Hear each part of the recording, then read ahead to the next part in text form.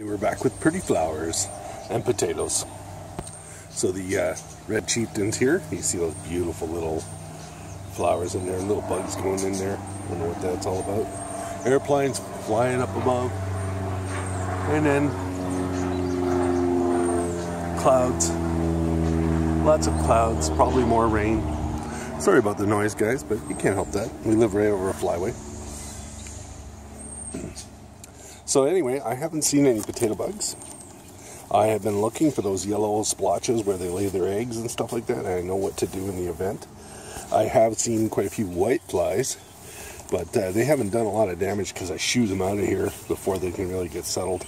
If you'll notice, just before rain, the white flies will come in here and land, and then I think that's where they do the damage. So you can come out here if it's like a little bit sprinkly and just give them a shake and send them on their way.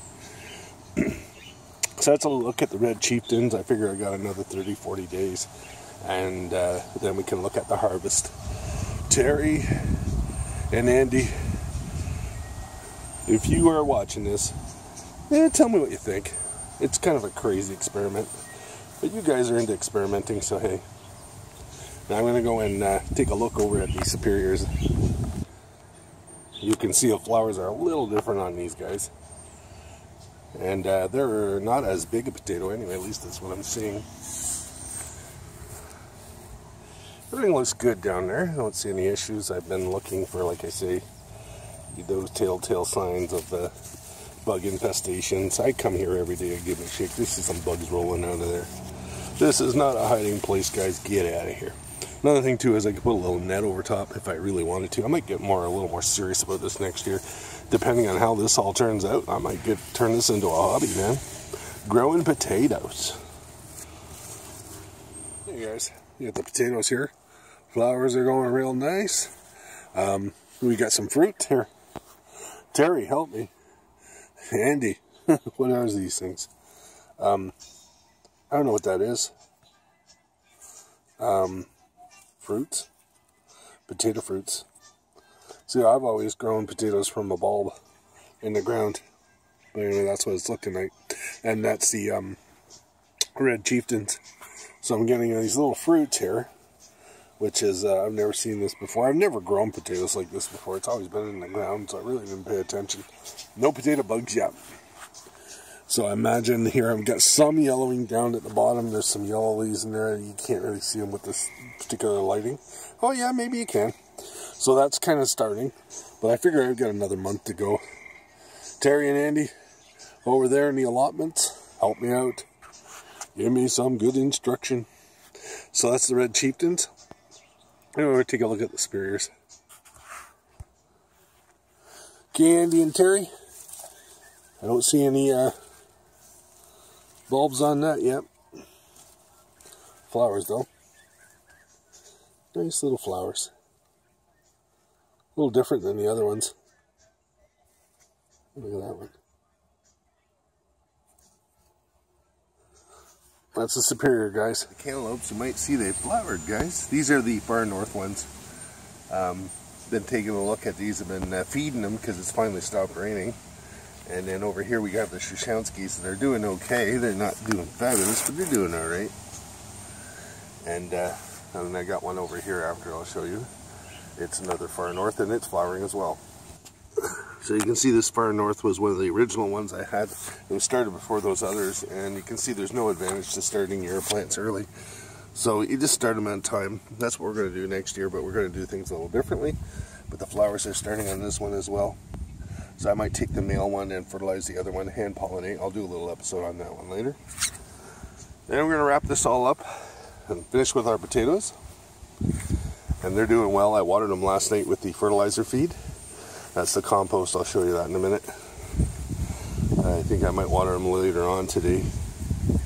So we're going to just update the cantaloupes and the watermelon because they're close. Not the watermelon, the potatoes, because they're close together.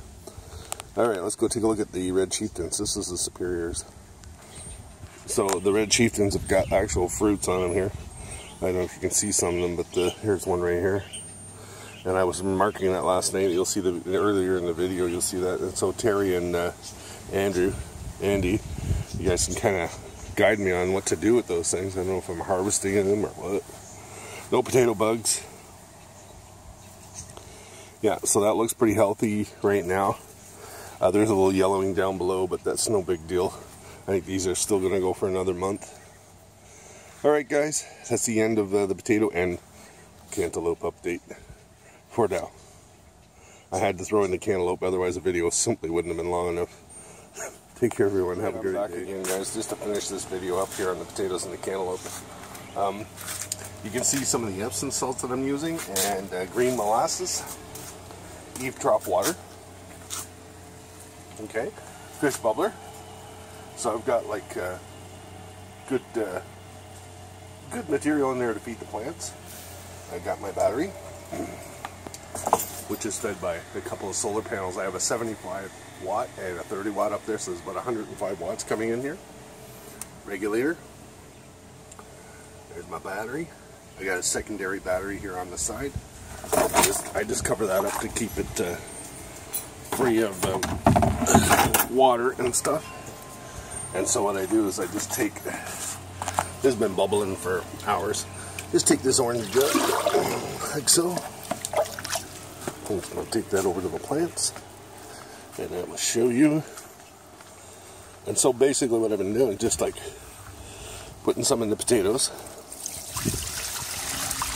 a little bit in the cantaloupe, because they're flowering now, and this stuff is good for flowering.